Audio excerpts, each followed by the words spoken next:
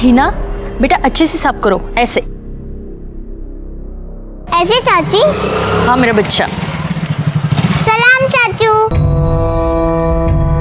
हिना तुम अपना काम करो बेटा।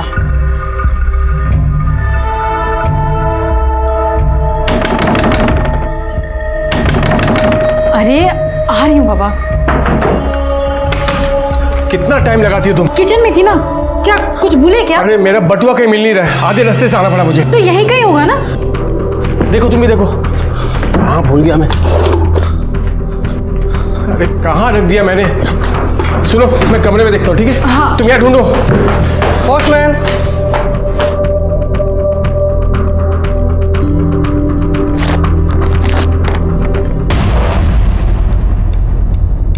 ज्योति, बटुआ घर में नहीं है, लगता किसी ने मार लिया। क्या हुआ? क्या ये? तुम्हारा डेथ सर्टिफिकेट।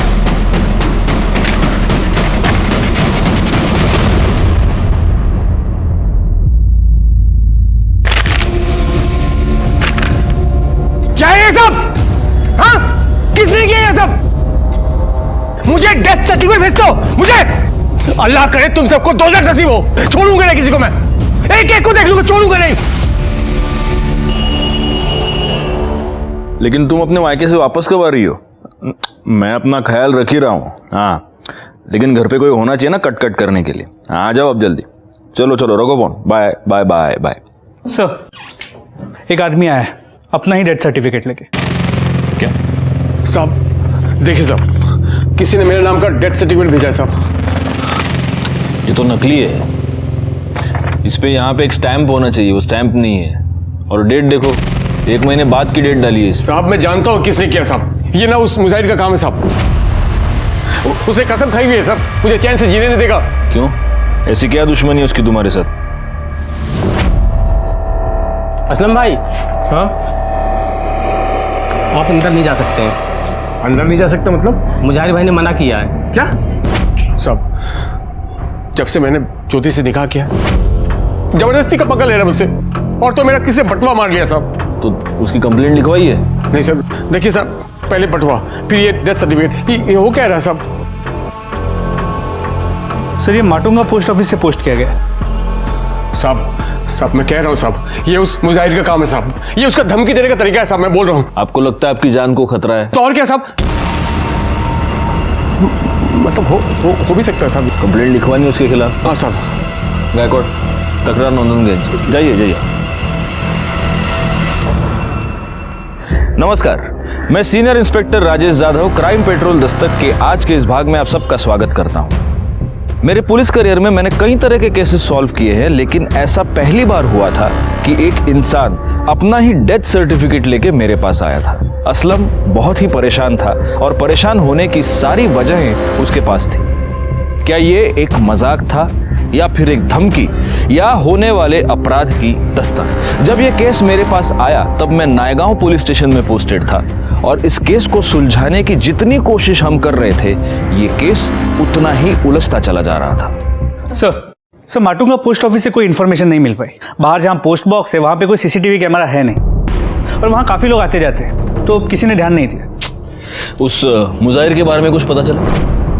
सर उसके घर गए थे, उसकी बीवी ने कहा कि वो वडोदरा गया हुआ है। वडोदरा? नमस्कार, नायगांव पुलिस स्टेशन। क्या? आप कौन बोल रहे हैं? हेलो हेलो बोलिए। सर सर सर सर अभी अभी किसी का फोन आया था, वो बोला कि पुलिस स्टेशन में बॉम्ब है। क्या? गायकवाड़ एक काम करो, बॉम्ब स्क्वाड को तुरंत फोन लगाओ। कर दे, पुलिस स्टेशन रिकामा करा, विदाउट पैनिक सबको बाहर निकालो। हाँ सर। चलो सब लोग बाहर चलो। चलो चलो बाहर चलो। अरे चलो निकलो मैडम, बाहर चलो, बाहर निकलो। हेलो, हाँ bomb squad.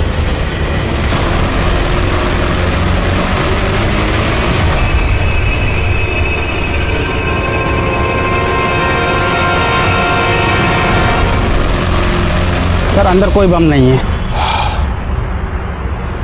Thank you. Gaekwad पता करो ये फोन किस नंबर से आया था।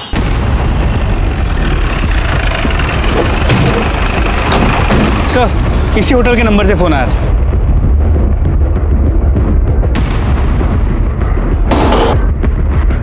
या काउंटर पे तुम बैठे हो? जी कहिए। यहाँ से पुलिस स्टेशन पे कॉल तूने किया था? नहीं साहब, ये रेस्टोरेंट तो मेरे भाईजान का है, गले पर वही बैठते हैं, मैं तो बस आता जाता रहता हूँ। कौन है भाईजान, बुलाओ। कौन है सजाद? हाँ अरे सर, आप लोग यहाँ पर? ये रेस्टोरेंट तुम्हारा है? जी सर। तो हमारे पुलिस स्टेशन पे बॉम्ब का झूठा कॉल तुमने किया था? नहीं सर, हाँ वो बॉम्ब नहीं सर, बिल्कुल नहीं। या काउंटर पे तुम नहीं बैठे थे? हम मैं ही था काउंटर में, लेकिन मतलब मैं रहता हूँ काउंटर में, लेकिन आता जाता रहता हूँ सर, अंदर काम रहता है कभी कभी, मैं मतलब। यहाँ पे सीसीटीवी कैमरा नहीं है? सब रेस्टोरेंट नया खुलवाया ना सब, तो अभी लगवाया नहीं है। बैकवर्ड घेऊन चला याला. अरे सर ऐसे सर मैंने कुछ नहीं किया। ऐसे आप हमारा सबूत निकाल। मैंने कुछ नहीं किया सर, अब मेरी बात का यकीन कीजिए, मैं रेस्टोरेंट में था जरूर, लेकिन मैं किचन के अंदर था सब, तो उसी बीच में कोई और आके किया होगा। सब मुजाहिर का शॉप आगे ही सब, जब मैं रेस्टोरेंट में के अंदर किचन में गया होगा सब, तो आकर कॉल किया होगा सब। मैं सच बोलता हूँ। तू बात पे मुजाहिर का नाम लेता है? हाँ, सबसे पहले तो अपना एक झूठा डेथ सर्टिफिकेट लेके हमारे पास आया, उसके बाद पुलिस स्टेशन में झूठा कॉल करता है कि इधर बॉम्ब है। हाँ, तेरे क्या हम क्या उल्लू लगते हैं क्या? बैकवर्ड, इसको तब तक मारो जब तक ये सच ना बोले। मारो इसको। इसका छोटा भाई जमानत करवाने आया है। अगली बार पुलिस के साथ मस्करी नहीं, समझा ना? चलो निकलो।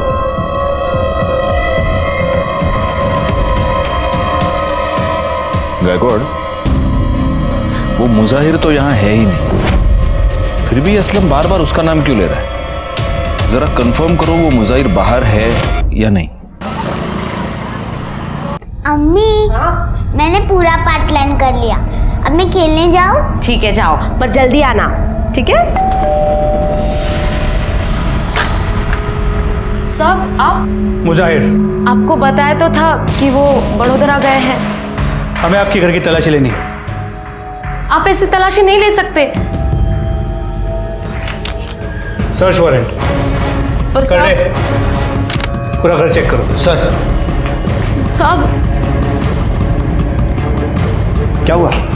भाभी देखिए ना, ये घर की तलाशी ले रहे हैं और बार बार इन्हीं के बारे में पूछ रहे हैं। सर वो घर में नहीं है। मुजाहिर का नंबर दो। नंबर क्या? बोलो नंबर। सर, मुजाहिर की बीवी का कहना है कि वो बड़ौदा गया है, और जब परसों मुजाहिर का फोन स्विच ऑफ हुआ था, उसकी मोबाइल की लोकेशन मुंबई की थी। बीवी कह रही है कि वो बड़ौदा गया है और मोबाइल की लोकेशन मुंबई में थी। कहीं सच में ये मुजाहिर असलम को फंसाने की कोशिश तो नहीं कर रहा?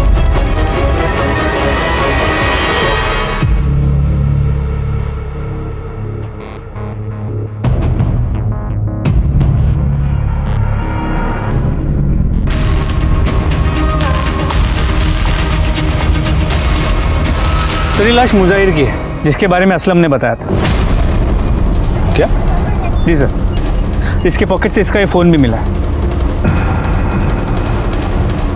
गला दबाकर मारा गया है और बॉडी की हालत देखकर ऐसा लग रहा है कि शायद 2-3 दिन हो गए। करड़े सर वहाँ ये पर्स मिला है। देखो गायकवाड़, हो सकता है कि कातिल का हो। सर ये तो असलम का पर्स है।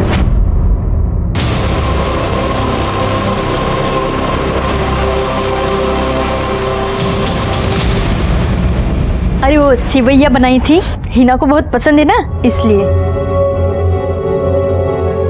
तुझे क्या हुआ? तू इतनी परेशान क्यों है? अरे कुछ समझ नहीं आ रहा है, एक तो इनका फोन नहीं लग रहा है और बार बार पुलिस भी चक्कर लगा रही है। तू परेशान मत हो, कर देंगे वो फोन।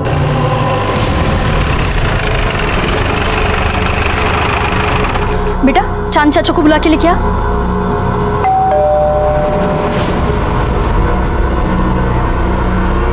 क्या बात है सर?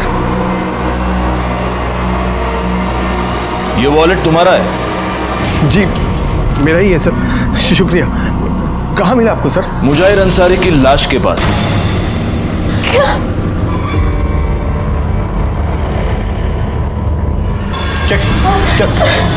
क्या मतलब इंस्पेक्टर साहब? मतलब ये है कि मुजाहिर अंसारी का मर्डर हो चुका है और इसका वॉलेट उसकी लाश के पास मिला। क्यों चला? मैंने कुछ नहीं किया सर। तो तेरा वॉलेट उसकी लाश के पास क्या टहलने गया था? आपको तो पता है मैं वॉलेट की चोरी की रिपोर्ट लिखवाने आया था यहाँ पर। कोई मुझे फंसा रहा, पहले वो डेथ सर्टिफिकेट, फिर बॉम्ब का झूठा कॉल, कोई मेरे खिलाफ साजिश कर रहा साहब। सब चांद भाईजान ये सब कर रहे हैं साहब, मुझे लग रहा है। अच्छा, इतने दिनों से तू मुजाहिर का नाम लेकर रो रहा था, अब चांद भाईजान। मैं तुझे बताता हूं हुआ क्या। तूने मुजाहिर का मर्डर कर दिया, लेकिन गलती से तेरा वॉलेट वहां पर छूट गया और ये बात तुझे रियलाइज हुई। तब तूने एक प्लान बनाया, तूने अपने ही नाम का एक झूठा डेथ सर्टिफिकेट खुद को पोस्ट किया और फिर तू हमारे पास आया डेथ सर्टिफिकेट और खोए हुए वॉलेट की कंप्लेंट लेकर, और उसके बाद तूने बॉम्ब का झूठा कॉल भी किया। आप लोगों ने इतना मुझे मारा, अब खुद को मार खाने के लिए खुद को क्यों फंसाऊंगा साहब? अरे मार खाया, लेकिन खून के इल्जाम से तो तू बच जाता। ऐसा है ना, बहुत शाना है तू असलम। तू यही साबित करना चाहता था कि तुझे फंसाया जा रहा है। मेरी बात का यकीन कीजिए साहब, सच में मैंने कुछ नहीं किया। बोलेगा, तू सच बोलेगा। शिरके चौपायाला। सर मुझे की पीएम रिपोर्ट देखो जरा। सब पहले तार से इसका गला खींचा गया, फिर ईंट जैसी किसी चीज़ से इसके सर पे वार किया गया, जिसकी वजह से इसकी मौत हो गई। इस मुजाहिर की दुकान कहाँ पर? परेरा मार्केट। एक काम करो, इसके दुकान से ये पता करो कि उस दिन ये कहाँ जाने वाला था, किससे मिलने वाला था, इसकी किसी के साथ कोई दुश्मनी थी क्या। और एक और काम करो गायकवाड़, असलम और मुजाहिर दोनों की कॉल लोकेशन निकालो और उस चांद के बारे में भी पता करो। सर तुम्हारे साहब कहाँ हैं? कुछ बता कर नहीं गए साहब, बोले कि 10-12 दिनों के लिए कहीं जा रहा हूँ, तब तक दुकान संभाल लो। तुम्हारे मुजाहिर साहब और असलम, इन दोनों के बीच झगड़ा था ना? हाँ साहब, असलम भाईजान के साथ तो पंगा था ही, इधर चांद भाई के साथ भी कुछ सही नहीं चल रहा था। चांद के साथ? हाँ साहब, मुजाहिर भाई के जाने के 2 रोज पहले चांद भाई यहाँ पर आए थे। बस चांद भाई, एक सौदा पक्का हो जाए फिर तो चांदी ही चांदी है। अरे इंशाल्लाह मेरे भाई, जैसा सोच रहे हो बिल्कुल वैसा ही होगा। भाईजान परसों माल लेने जा रहा हूँ, तो कुछ पैसों की ज़रूरत है। देखिए अभी तक मैंने कुछ कहा नहीं, इतने महीने हो गए, जो उधार था वो वापस कर दीजिए। कौन से पैसे मुजाहिर? जो आपने 5 लाख रुपए लिए थे वो। बेकार की बातें मत किया करो यार। है? कौन से पैसे हैं तुम्हारे 5 लाख? अरे जो 5 लाख रुपए आपने हमसे उधार लिए थे। अच्छा 5 लाख, लेकिन भाई असलम का भी तो तुम्हारी तरफ हिसाब निकलता है ना, तकरीबन 5 लाख रुपए। देखिए मेरा और असलम का हिसाब अलग है। अलग कैसे हो सकता है भाई, सगा भाई है मेरा। और पैसे का हिसाब अलग अलग। देखिए आपकी और असलम की भी तो नहीं बनती ना। यहाँ देखो, सगा भाई है मेरा, खून का रिश्ता है, नहीं बनती से क्या मतलब। और वैसे भी देखो, तुम उसके पैसे दे दो, मैं तुम्हारे पैसे दे देता हूँ। लेकिन मुजाहिर की फैमिली और चांद की फैमिली तो मिलजुल कर रहते हैं। हाँ तो मुजाहिर भाई का चांद भाईजान के अलावा था ही कौन यहाँ, और वैसे भी वो महीने में 15 दिन तो गायब रहते थे। अब ऐसे में बीवी और बच्ची को एकदम से अकेला नहीं छोड़ सकते थे ना। सर मुजाहिर और असलम के कॉल रिकॉर्ड्स। सर मुजाहिर के नंबर पे पिछले कुछ दिनों से इस नंबर से रेगुलरली कॉल्स आ रहे हैं, और ये नंबर भी असलम के नाम पे ही रजिस्टर है, जो उसने कुछ दिनों पहले खरीदा, और फिलहाल ये नंबर स्विच्ड ऑफ। सर इसके अलावा असलम का ये जो पुराना नंबर है, असलम ने 1 महीने पहले इसकी एक डुप्लीकेट सिम बनवाई। और सर इन दोनों मोबाइल की लोकेशन उसी एरिया की थी जहाँ से हमें मुजाहिर की लाश मिली। इसका मतलब ये पूरा कांड इस असलम ने किया है? सर पॉसिबिलिटी तो है। सर इसके अलावा जब हम मुजाहिर के शॉप में गए थे तो उसके स्टाफ ने बताया कि चांद ने मुजाहिर से कुछ पैसे लिए थे, जो वो देने से इनकार कर रहा है। कौन से पैसे मुजाहिर? एक काम करो, इस चांद को बुलाओ, तब तक मैं असलम की खबर लेता हूँ। भाभी जान बस चुप हो जाइए। शहजाद तुम तो जानते हो ना कि हमारे पति ऐसा कुछ नहीं कर सकते, उन्हें बचा लो शहजाद। भाभी जान सब ठीक हो जाए। शहजाद, ए शहजाद, वहां क्या गुस्सा हुआ, बाहर निकल। क्या भाई, कितनी बार समझाया है तुझे कि दूर रहे उससे। इस औरत का साया भी पड़ेगा ना हम पर तो पूरा का पूरा खानदान खत्म हो जाएगा हमारा। भाईजान बस भी कीजिए, इस वक्त तो आपको उनकी मदद करनी चाहिए। मुझे ज्यादा ज्ञान मत दे, मैं किसी कातिल की मदद नहीं कर सकता, चाहे वो मेरा भाई क्यों ना हो। असलम मेरा भी भाई है, आप उसकी मदद करें या ना करें, मैं जरूर करूंगा। दिमाग खराब मत कर मेरा। हेलो, तूने 1 महीने पहले अपने सिम कार्ड की कॉपी बनवाई थी? हाँ हाँ सर, वो मेरा पुराना फोन चोरी हो गया था। और तूने एक नया नंबर भी लिया था, जिस नंबर से तूने मुजाहिर को फोन किया? नहीं सर, नहीं?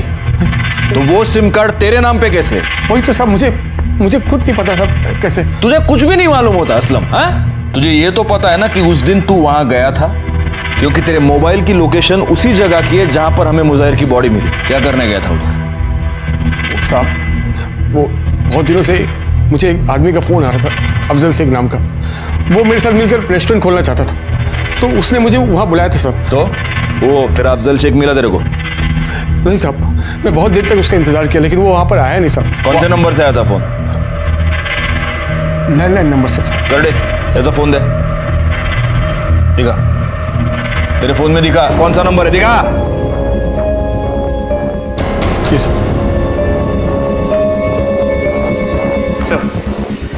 इसका बड़ा भाई चांद है। क्या यह सच है कि तुमने मुजाहिर से 5 लाख रुपए लिए थे और अब उसे देने से इनकार कर रहे थे? हाँ सर, मैंने पैसे लिए थे, लेकिन मुजाहिर ने असलम के भी तो इतने पैसे रोक रखे थे। लेकिन जहां तक मुझे पता है तुम्हारी और असलम की बिल्कुल नहीं बनती। सर लेकिन असलम है तो मेरा छोटा भाई ना, मेरे पास उस वक्त पैसे नहीं थे, मैं बाद में दे देता सर। ये तुम्हारे बैंक डिटेल्स, इससे साफ पता चलता है कि तुम्हारे बैंक में अच्छे खासी अमाउंट है। मतलब पैसे तो है लेकिन तुम्हारी देने की नीयत नहीं है। हा? नहीं ऐसी बात नहीं सर। वो कहीं ऐसा तो नहीं है कि मुजाहिर तुमसे पैसे मांग रहा था इसलिए तुमने उसको मार दिया?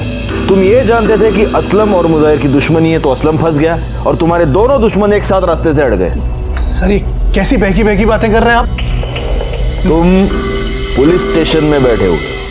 सर मेरी बात का यकीन कीजिए, ऐसा कुछ नहीं है, मैंने कुछ नहीं किया। ठीक है, तुम जा सकते हो, लेकिन जब तक ये केस सॉल्व नहीं होता शहर से बाहर नहीं जाओगे। जी सर, शुक्रिया सर।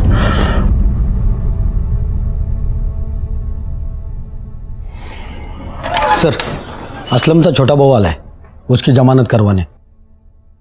सब ठीक हो जाएगा, आप ज्यादा सोचिए मत।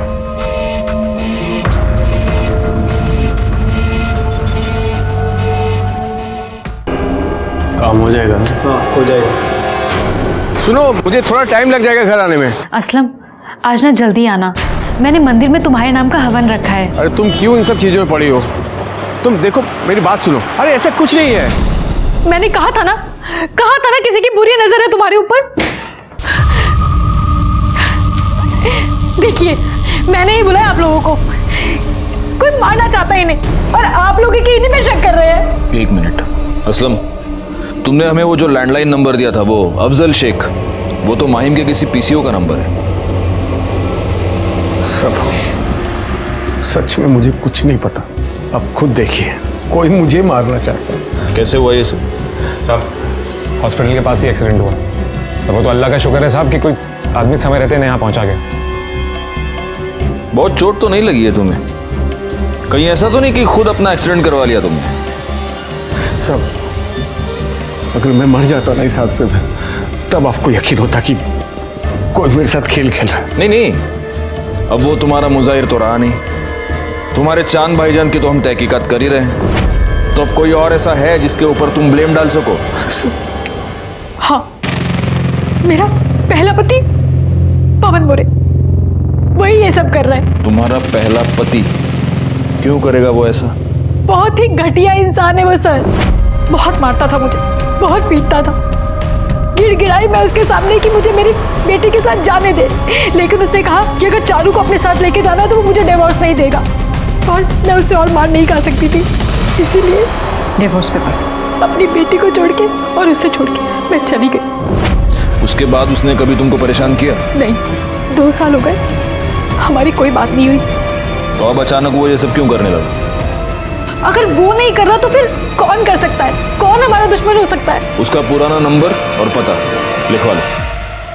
गायकवाड़, इस पवन के बारे में पता करो, जहां पर असलम का एक्सीडेंट हुआ वहां का सीसीटीवी फुटेज निकालो और देखो इस पवन का इस सब के साथ कुछ कनेक्शन है क्या।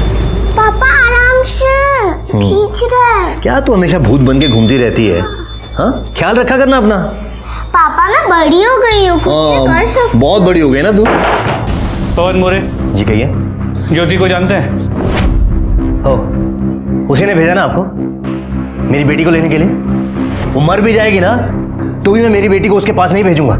बहुत मरने मारने की बातें करते हैं आप, कहीं सच में तो किसी को मार नहीं दिया? ज्योति के पति असलम पे मर्डर का इल्जाम है और हाल ही में उसका एक्सीडेंट भी हुआ, और ज्योति को लगता है कि ये सब आपने किया है या करवाया है। तो शादी कर ली उसने? अच्छा है, उसे मेरी तरफ से मुबारकबाद दीजिएगा। ज्योति ने हमें बताया है कि पहले आप उसे बहुत मारा पीटा करते थे। सर जानते नहीं आप उस औरत को, बहुत ऊंची चीज है वो। और वैसे भी क्या हो गया अगर पति ने कभी थप्पड़ मार दिया तो कौन सी बड़ी बात हो गई? बहुत बड़ी बात हो गई। चलिए हमारे साथ। देखिए साहब, मेरी बच्ची बीमार है, मैं आपके साथ कहीं नहीं जा सकता। वैसे मैं बहुत परेशान हूँ, आप ज्योति से जाके कहिए कोई नया तमाशा ना खड़ा करे। क्या हुआ तुम्हारी बेटी को?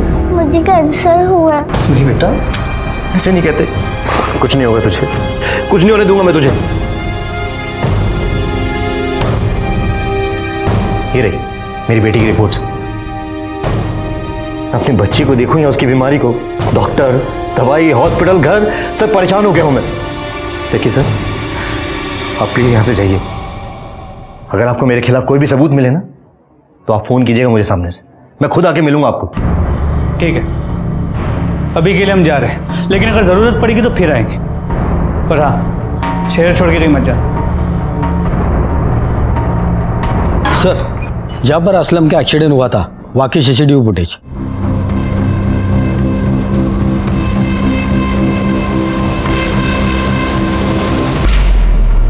इसका मतलब इस गाड़ी वाले ने असलम को जानबूझकर ठोका है। करड़े, ये गाड़ी का नंबर ले लो और आरटीओ से पता करो ये गाड़ी है किसकी। सर मैं पवन से मिलकर आया और उसके बारे में उसके एरिया में पूछताछ भी की। ये पवन मोरे आदमी कैसा है? खूब किरकिर करतो साहब, तो छोटी छोटी बातों में पंगा लेता रहता है। उसका अपनी बेटी के साथ रिश्ता कैसा है? बेटी तो जान है उसकी। उसी बेटी के लिए यहाँ के बच्चों के साथ हमेशा लड़ता रहता है। वैसे वो काम क्या करता है? सर वो सॉफ्टवेयर इंजीनियर है और अंधेरी में उसका ऑफिस है। सर उसकी बेटी को कैंसर है, मैंने इस बात को डॉक्टर से क्रॉस चेक भी किया। हाँ, उसकी बेटी चारू को कैंसर है। उसका ट्रीटमेंट पिछले 1 महीने से मेरे पास ही चल रहा है। तो उसने कहा है कि अगर उसके खिलाफ कोई भी सबूत मिलता है वो खुद पुलिस स्टेशन आ जाएगा। अगर इस सब में उसकी इन्वॉल्वमेंट है तो सबूत तो जरूर मिलेगा, नजर रखना उस पर। सर, मैंने गाड़ी के बारे में आरटीओ से पता किया। वो गाड़ी किसी अमित की है। उसके घर जाके देखा तो वो घर में नहीं था और उसका फोन भी बंद आ रहा है। बैकवर्ड, इसका नंबर सर्विलेंस पे डाल दो और जैसे ही ऑन हो उठा लो उसको।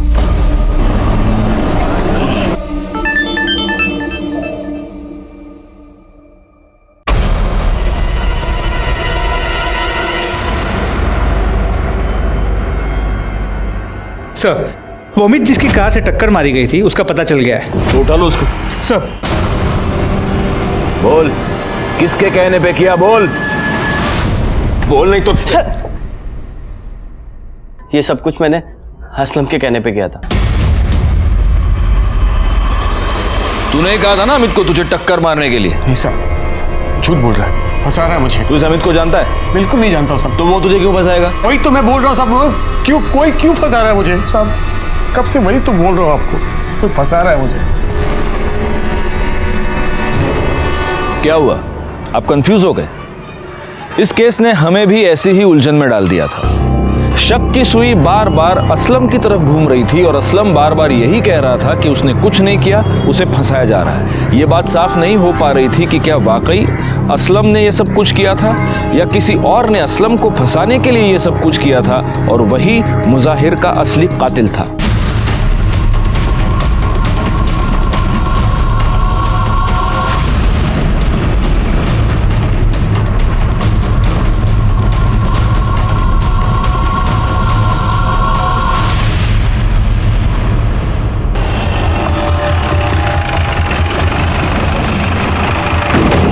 फोन तुमने किया था? जी सर। कहाँ है लाश? उधर तो।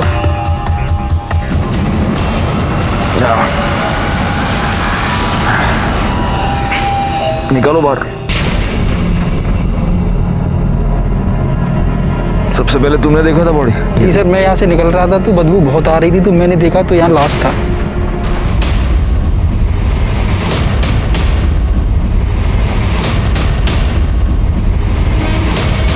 सर जेबें खाली हैं। बॉडी बहुत बुरी तरह से डिकम्पोज हो चुकी है, लगता है 20-25 दिन हो गए। लगता है ये फोन इसी का है, शायद इससे पता चल जाएगा कि ये है कौन।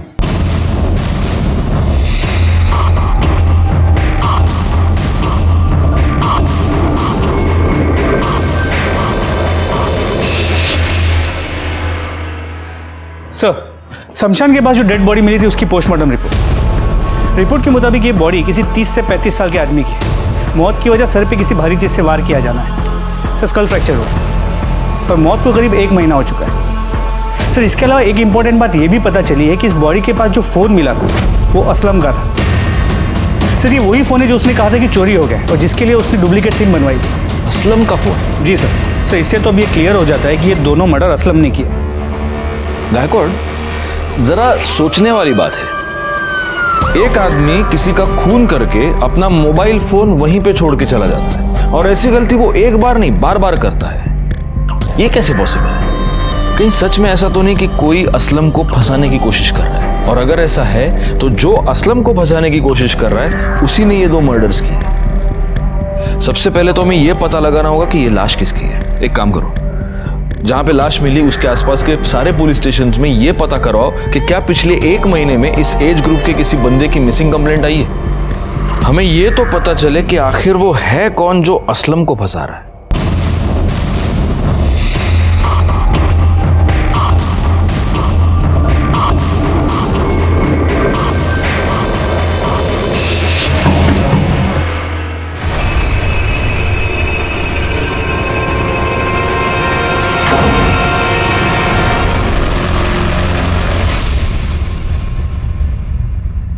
तुम्हें पुलिस ने छोड़ दिया? और क्या, आखिर पुलिस को भी मानना पड़ा कि मैंने कुछ नहीं किया है।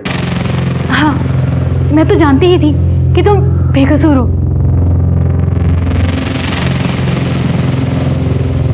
सर, आसपास के पुलिस स्टेशन से पता किया 30 से 35 साल के आदमी की कुछ मिसिंग कंप्लेंट्स आई तो है।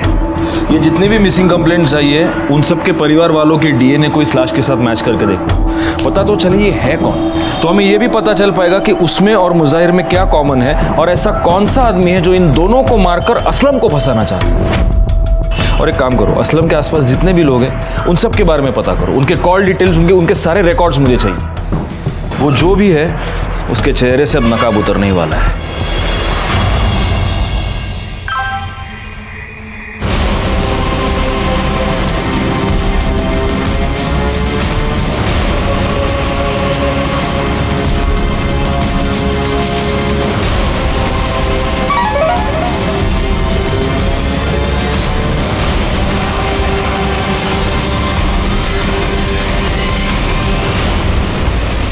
सर, असलम के आसपास जितने भी लोग रहते हैं सबकी मोबाइल लोकेशन रिकॉर्ड चेक किए।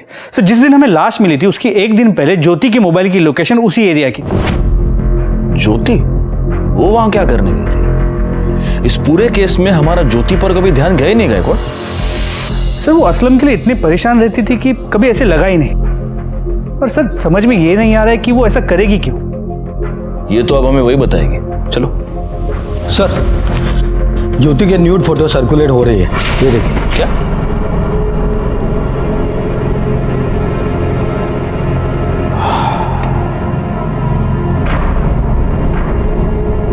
गायकवाड़, ये जो बंदा इसके साथ है ये असलम नहीं है, क्योंकि असलम के यहाँ गर्दन पर, यहाँ पर वो काला निशान है। देखो, इस बंदे के यहाँ तो से कुछ भी नहीं है।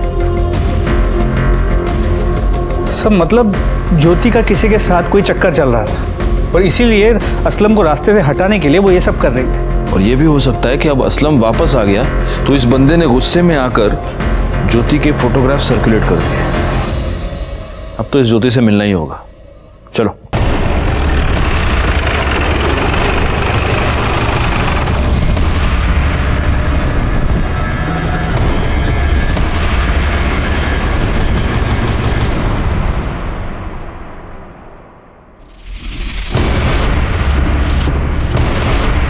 ये आत्महत्या नहीं है, ये मर्डर है। इस छोटे से टेबल पे खड़े होकर ज्योति पंखे से नहीं लटक सकती। इसे किसी ने पहले मारा है और फिर लटका दिया है।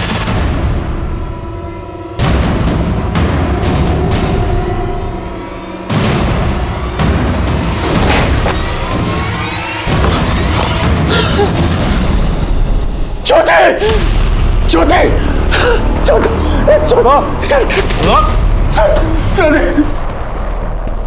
अभी क्यों चौंक रहा इतना?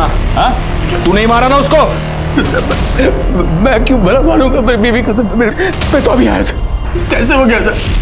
तेरा मोबाइल दे, मोबाइल दे। ज्योति, ये देख, इसलिए मारा तूने तेरी बीवी को। जो पहले 2 मर्डर्स हुए उसमें मुझे तुझ पर सिर्फ शक था, लेकिन यहां मुझे यकीन है कि ज्योति का मर्डर तूने ही किया है। बॉडी को पोस्टमार्टम के लिए भेज दो और पूरे घर की अच्छे से तलाशी लो। हो सर। हमें ज्योति पर शक था और अब हमारे हाथ ज्योति की लाश लगी थी। एक के बाद एक ये तीसरा मर्डर था और इन तीनों मर्डर्स के साथ कहीं ना कहीं असलम जुड़ा हुआ था। जहां हमें दूसरे आदमी की डेड बॉडी मिली थी, उस शमशान के पास ज्योति का जाना इस बात की ओर इशारा कर रहा था कि उस कातिल से ज्योति मिली हुई थी। लेकिन अब उसकी हत्या के बाद इस बात को कंफर्म करना बहुत ही मुश्किल हो गया था। ये तेरी मोबाइल की लोकेशन डिटेल्स। हम तेरे घर पहुंचे उसके आधे घंटे पहले तू खुद अपने घर गया था या नहीं? क्या करने गया था? अपनी बीवी को मारने गया था ना? नहीं साहब, ज्योति का मुझे फोन आया था और वो बहुत परेशान लग रही थी, तो मैं घर गया था उससे मिलने। क्या हुआ ज्योति, तू फोन पर इतनी परेशान क्यों लग रही थी? मैं तुम्हें कुछ बताना चाहती हूँ असलम। हाँ बोलो।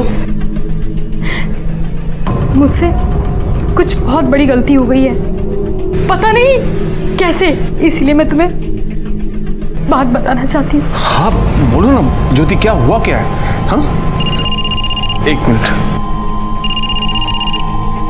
हाँ हाँ बोलो। क्या? एक काम करो, तुम उसको रोको, मैं अभी आता हूँ, अभी आता हूँ मैं, ठीक है? ज्योति, वो रेस्टोरेंट से फोन था, कोई कस्टमर हंगामा कर रहा है तो मुझे जाना पड़ेगा। मैं तुरंत वापस आ जाऊंगा, ठीक है? हाँ तुम ख्याल रखना अपना।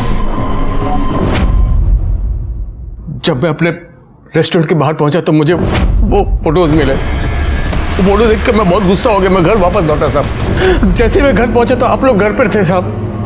मैं उससे पूछ भी नहीं पाया साहब कि उसको क्या परेशानी थी साहब, उसने ऐसा क्यों किया, मैं पूछ नहीं पाया साहब। मुझे कुछ पता नहीं साहब, ये क्या हो रहा है मेरे साथ, क्यों हो रहा है, कौन कर रहा है साहब। सब कुछ मैं पता करना चाहता था साहब, ये सब कुछ पता करना चाहता, इसलिए मैंने वो जासूस को पैसे भी दिए साहब। काम हो जाएगा, हो जाएगा, लेकिन कुछ पता नहीं चला। ये सब तेरे बहाने हैं। तूने अपनी बीवी का मर्डर किया और अब तू कहानियां बना रहा है। ऐसा सब पसंद वाला ऐसा। सर, ज्योति की पोस्टमार्टम रिपोर्ट। पहले उसे गला दबा के मारा गया और फिर उसकी बॉडी को टांग दिया गया था। तो उसके नाखूनों में किसी के स्किन फ्रैगमेंट्स मिले। उसका डीएनए असलम के साथ मैच करो और बाकी सबके कॉल रिकॉर्ड्स मुझे दोबारा ला कर दो। सर, ज्योति के नाखूनों में जो स्किन के फ्रैगमेंट्स मिले थे उसके डीएनए रिपोर्ट। सर, रिपोर्ट के मुताबिक उसका डीएनए असलम के डीएनए के साथ करीब करीब 50% मैच होता है। मतलब ये जो कोई भी है असलम का फैमिली वाला। और शायद मैं जानता हूं कि वो कौन है। कब से चल रहा था तुम दोनों का चक्कर? सब ज्योति भाभी मुझे शुरू से ही बहुत अच्छी लगती थी और शायद भाभी जान ये बात जानती थी और तभी वो मुझसे खुद मिलने आई। मैं अपने असलम को बहुत प्यार करती हूँ और ये सब मैं सिर्फ उसी के लिए कर रही हूँ। किसी और के ऊपर भरोसा कर नहीं सकती, सिर्फ एक तुम हो जिसके ऊपर मैं भरोसा कर सकती हूँ। ये सब आप क्या बोल रही हैं? वो सब मैं नहीं बता सकती, लेकिन बस इतना जान लो कि ये सब एक बार के लिए है। पूरा टाइम रोती रही, बोलती रही कि वो फिर से मुझसे कभी मिलने नहीं आएंगी। इसलिए तूने उसकी फोटो निकाली ताकि तू उसे ब्लैकमेल कर सके और उसे दोबारा बुला सके। सर फोटो मैंने नहीं निकाली साहब। झूठ बोल रहे हो तुम। तूने उसकी फोटो निकाली ताकि तू उसे ब्लैकमेल कर सके, लेकिन ज्योति नहीं मानी तो गुस्से में आकर तूने वो फोटो सर्कुलेट कर दी। लेकिन बाद में तुझे डर लगने लगा कि अगर ज्योति ने ये बोल दिया तो तू फंस जाएगा और इसलिए तूने ज्योति को मार डाला। ज्योति भाभी को मारना नहीं चाहता था साहब। अब बोल। चांद भाई बहुत नाराज थे। क्यों मारा तूने ज्योति को? साहब, अगर चांद भाईजान को पता चल जाता कि मेरा और भाभी जान का चक्कर चल रहा है तो साहब वो मुझे मार डालते। तो मुजाहिर को भी तू नहीं मारा? नहीं साहब, मुजाहिर को मैंने नहीं मारा साहब, उसके बारे में मुझे कुछ नहीं पता। अच्छा, बैकवर्ड। ज्योति ये कह रही थी कि उसने जो भी किया अपने पति के लिए किया। ऐसा क्यों कह रही थी वो? ज्योति का फोन तेरे पास है? जी सर, पर सर मैंने उसका मोबाइल फॉर्मेट कर दिया। बैकवर्ड, इससे फोन ले लो और डेटा रिकवर करो, देखो उससे कुछ मिलता है क्या, और उस चांद को भी अरेस्ट करो। गाड़ी टकाला। उन्होंने कुछ नहीं किया है, छोड़ो।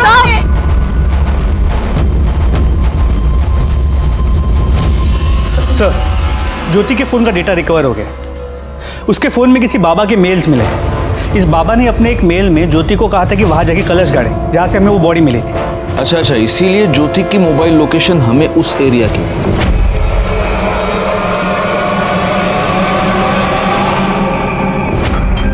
और जब ज्योति वहां से कलश गाड़ के निकली तो इसी आदमी ने उस गड़ी हुई लाश को थोड़ा सा बाहर निकाला होगा। लेकिन गायकवाड़, ज्योति इस बाबा को मिली कहां? सर, ज्योति को बाबा नहीं मिला, बल्कि बाबा ने ज्योति को ढूंढा था। पहला मेल इस बाबा ने भेजा। उसी ने ज्योति को किसी पराये मर्द के साथ संबंध बना के फोटो निकाल के भेजने के लिए कहा था। क्या? जी सर, और इन फोटोज को उस बाबा ने सर्कुलेट किया। उसने ज्योति से कहा था कि ऐसा करने से उसके पति के जो भी प्रॉब्लम्स हैं वो सब टल जाएंगे और उसकी बेटी की बीमारी भी ठीक हो जाएगी। एक मिनट, लेकिन इस बाबा को कैसे पता चला कि ज्योति की बेटी बीमार है?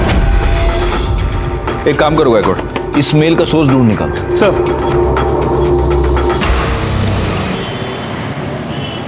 सर, ज्योति को जो मेल्स आए थे काफी डाइवर्ट होके आए थे, इसलिए ओरिजिनल सोर्स का पता नहीं लग पा रहा। देखो, असलम तो ये कर नहीं सकता क्योंकि असलम हमारी कस्टडी में था।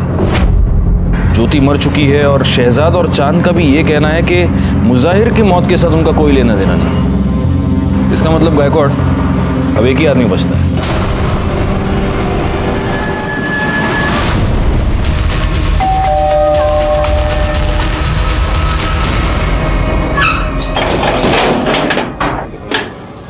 आप लोग? सर्च वारंट गायकवाड़ कर दे, कमाल लगा।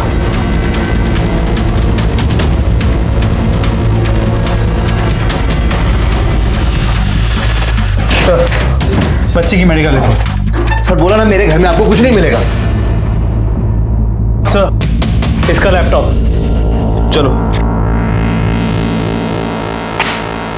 ये है तेरे लैपटॉप का डेटा। तू सॉफ्टवेयर इंजीनियर है ना? ज्योति को वो सारे मेल्स तूने ही भेजे थे ना? हाँ सर, मैं मानता हूँ, मैंने ही ज्योति को बाबा बन के मेल्स किए थे। तेरी बेटी चारू, उसको कैंसर है ही नहीं। तूने हमसे भी झूठ बोला और डॉक्टर से भी, है ना? हमने लैब से पता कर लिया। हाँ सर, मानता हूँ। तो अब ये भी मान ले कि ये सारे खून भी तूने किए। खून? नहीं सर, मैंने किसी का कोई खून नहीं किया। अच्छा, कर दे, घेऊन या। बोल रहे, जानता है क्या इसको? हाँ सर, इसी आदमी ने मुझे पैसे दिए थे असलम को उड़ाने के लिए। सर बता दो सर। हाँ सर, मैं मानता हूँ, मैंने ही असलम को फंसाने के लिए ये सब कुछ किया। सबसे पहले मैंने असलम का मोबाइल चोरी करवाया, फिर एक अनजान आदमी को मारकर, लेकिन उस लाश की तो किसी ने खबर भी नहीं ली। फिर मैंने मुजाहिर को अपना टारगेट बनाया, जिसका असलम से पहले से ही झगड़ा चल रहा था। फिर असलम का पर्स चोरी करवाकर उसकी आईडी कार्ड से एक नया नंबर लिया और मुजाहिर को कॉल करके कपड़ों के बिजनेस के सिलसिले में एक जगह पर बुलाया और कहा कि बिजनेस के सिलसिले में बड़ौदा जाना है, और वो मान भी गया। बड़ौदा के लिए ये कौन सी रोड है? क्या हुआ पवन भाई? गाड़ी पंचर हो गई। अच्छा, मैंने ही आप लोगों को असलम के रेस्टोरेंट से फोन करके बोला आपके पुलिस स्टेशन में बॉम्ब है। ये सब क्यों किया तूने? ज्योति के लिए। अब अकेले जिंदगी कट नहीं रही थी मुझसे। दूसरी शादी करने की कोशिश की, लेकिन नहीं हुई। अकेला बाप कब तक एक बच्ची को संभालेगा?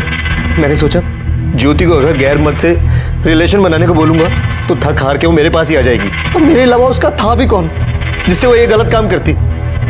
लेकिन वो अपने देवर के पास चली गई, इसलिए मैंने गुस्से में उसकी फोटो सर्कुलेट कर दी। तेरे इस चक्कर में तूने अपनी बच्ची से उसकी मां भी छीन ली और उसका बाप भी, और मुजाहिर की बेटी को भी यतीम कर दिया। इसके खिलाफ चार्जशीट फाइल करो। हमारी पूरी छानबीन के बाद हमें यह पता चला कि पवन ने पहले जिस आदमी का खून किया था उसका नाम था विनोद राणे। सबसे बड़ा सवाल यह है कि क्या किसी ने भी इन अपराधों की दस्तक को नहीं सुना? मुजाहिर एक अनजान आदमी के फोन कॉल पर उसके साथ बड़ौदा तक जाने के लिए तैयार हुआ। पवन ने बाबा बनकर ज्योति को किसी गैर मर्द के साथ संबंध बनाकर अपनी तस्वीर लेने के लिए कहा। क्या ज्योति ये नहीं जानती थी कि ऐसा करके वो बहुत बड़ी मुसीबत में फंस जाएगी? अपराध हमेशा हमारी ओर दबे पांव आता है और इसीलिए जरूरी यह है कि हम उसकी दस्तक को सुने। जो ऐसा नहीं कर पाते वो फंस जाते हैं। मैं सीनियर इंस्पेक्टर राजेश जाधव आपसे विदा लेता हूं। दोबारा मिलूंगा, तब तक सतर्क रहिए और देखते रहिए क्राइम पेट्रोल दस्तक, क्योंकि मकसद बताना नहीं, बचाना है। जय हिंद।